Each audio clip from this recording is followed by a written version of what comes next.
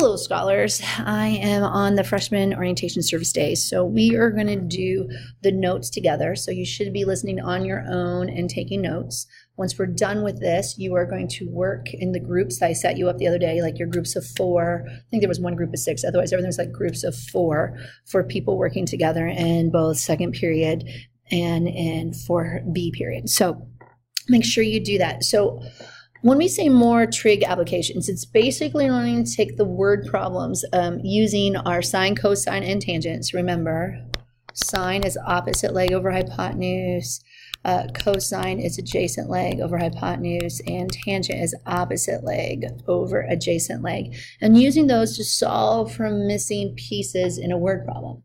A lot of these are kind of simplified problems, but they are used in the real world. Like it's to figure out distance away from things, being able to calculate how far apart a gully or a divide is without actually having to cross it. So little things like that make it really good. So these are kind of fun, but the key with these is you need to remember is you have to draw the diagram. And if the diagram is not drawn, you have to do it, and you have to mark the given information correctly. So here's kind of what's going to happen with your homework. With your homework, you're not going to get a lot of diagrams. You're going to have to draw them well. So listen carefully to these notes, and I'll try to give you some hints on how things go. All right, so first of all, we're going to talk about Elvis here, okay? Elvis is flying a kite. His hand is 3.5 feet above ground level and is holding the end of a 200-foot kite string, which makes an angle of 53 degrees with the horizontal. So remember, this is your horizontal right here. How high is the kite above the ground? Now, a few things you need to remember on this one to make it kind of fun and interesting. I want to know how far it is from here to here. All the way from the kite, all the way to the ground. But notice the problem is with my triangle, my right triangle. I only really can solve for this height right here.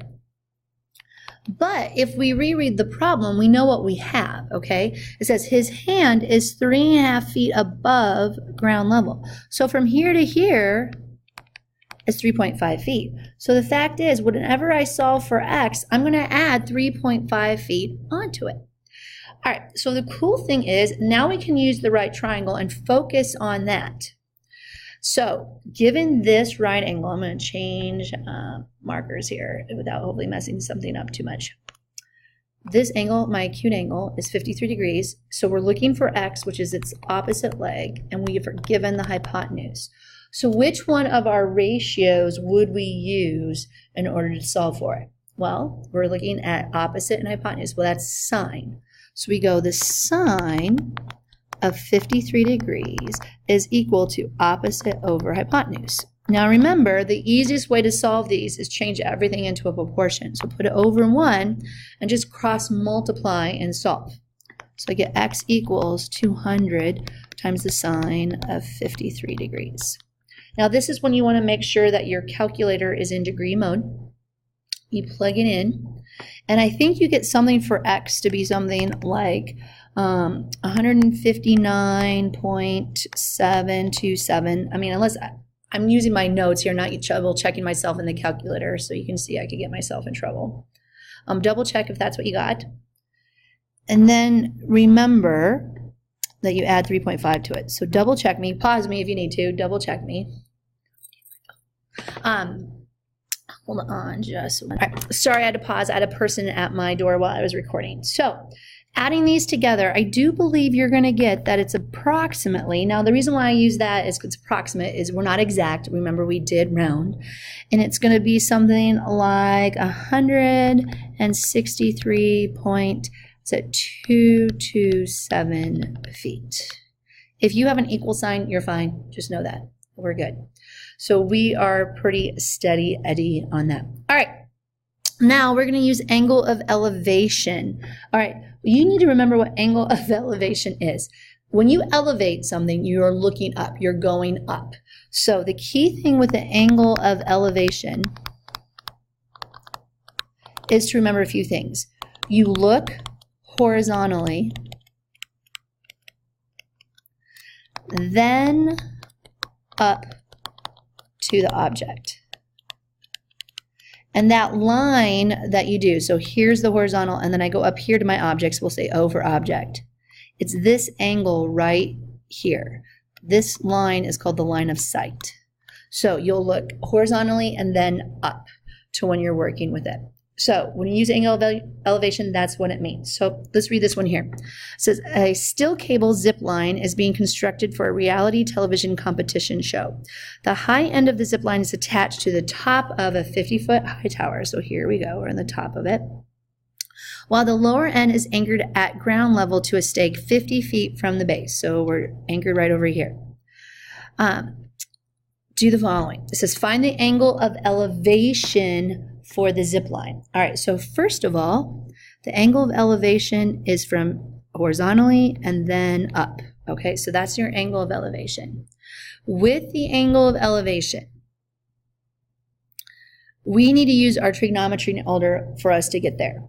Okay, so I'm looking for the angles. That means we're going to be using an arc sine, arc cosine, or something. But in that diagram, I'm given the adjacent, and I'm given the opposite. So which one of my ratios of sine, cosine, or tangent am I going to use?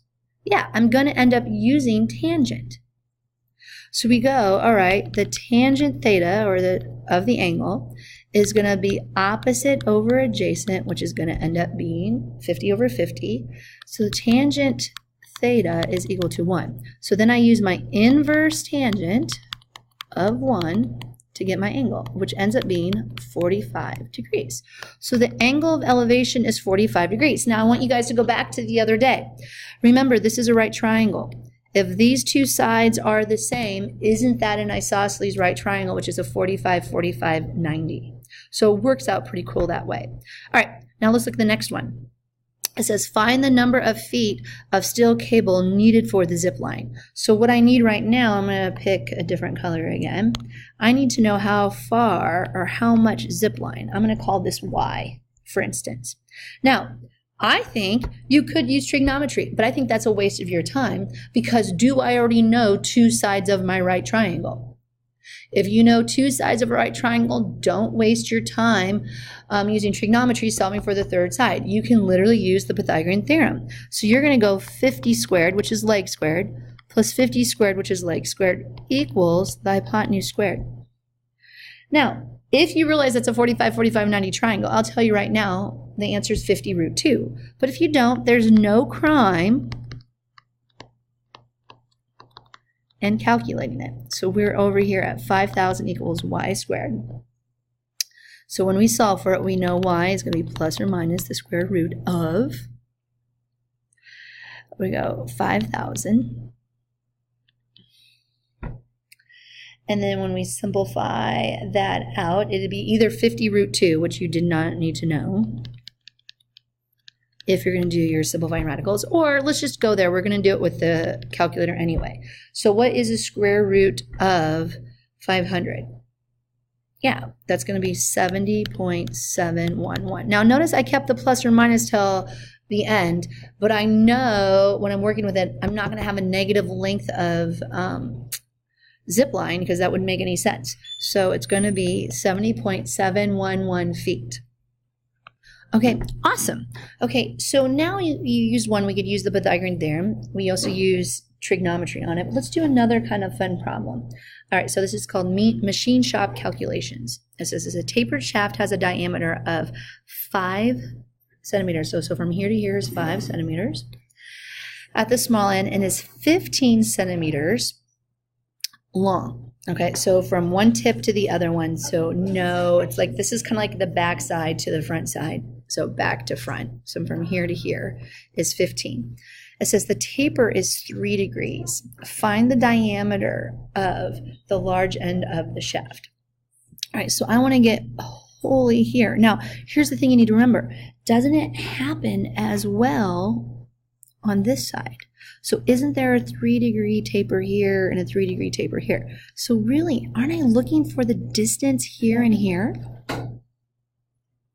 So yeah, the cool thing is we're going to be adding on the distance here and here, but what was the original distance that we started at? So you can see it goes straight across. That's at 5. So we're going to add here and we're going to add here. So it works out pretty cool. But the nice thing is we only work with one triangle. So let's draw that triangle out. This is 3 degrees. This would be 15. And I'm looking for this, which is, I'm going to do a different color here or highlight it. I'm looking for this spot right here. And I'm looking for it down here as well. All right, if I look at just that simple right triangle, we can't use the Pythagorean theorem because I don't know two sides. But I know an angle and a side, so we're going to use trig. So we are going to use, for this angle given to me, I'm looking for the opposite, I'm given the adjacent. Aren't we using tangent? All right. So tangent of 3 degrees is opposite over adjacent. So we got 15 times the tangent of 3 degrees is equal to x. All right, so what does that get for us? That's approximately about, if you put this, pause me and figure it out on your calculator. Make sure your calculator's in degree mode. We're going to go 0.786. All right, so this right here, this little distance is 0.786. This distance right here is 0.786.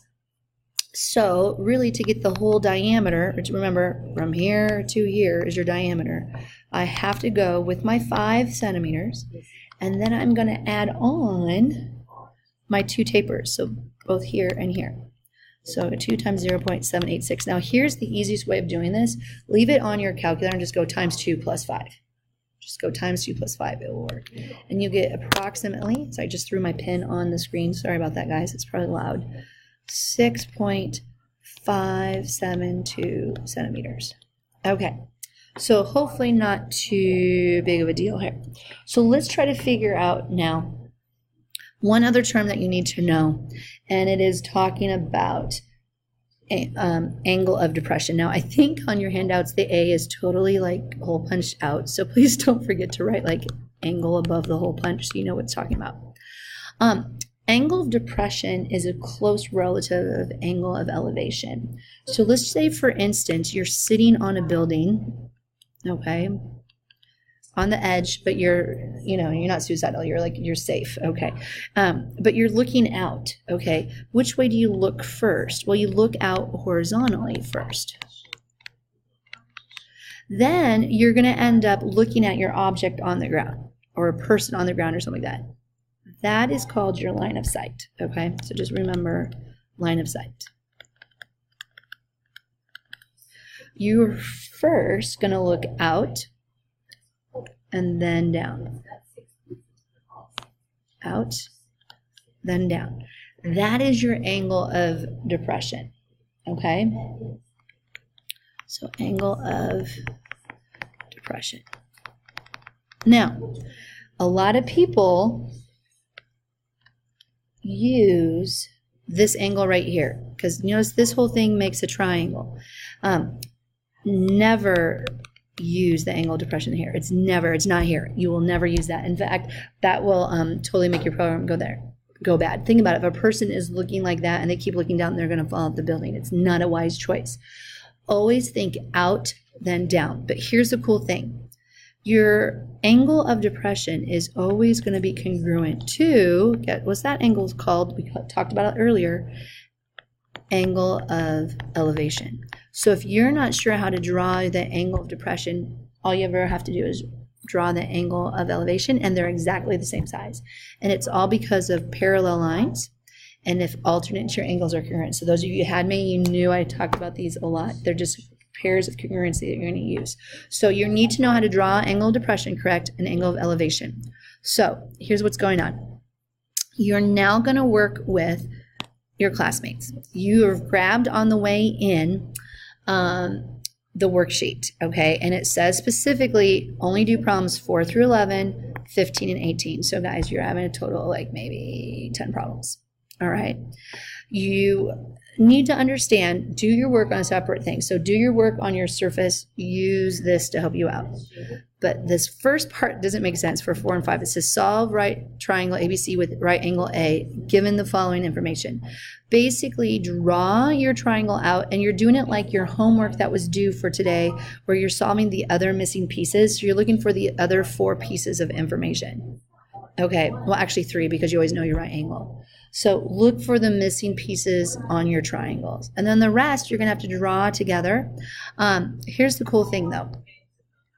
All right, bottom of the second page has all your answers in it.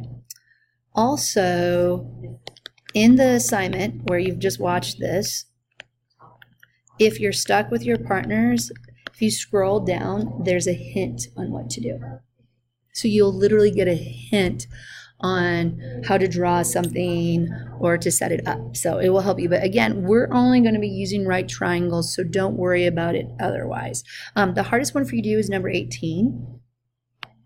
It is okay if you don't know how to do it. I just want you to try it and see if you guys can come up with this together. Does that sound like a plan? All right. So please make sure you get this done. Your homework is just turning in your finished stuff. Make sure you correct it. And I look forward to seeing you guys on Tuesday.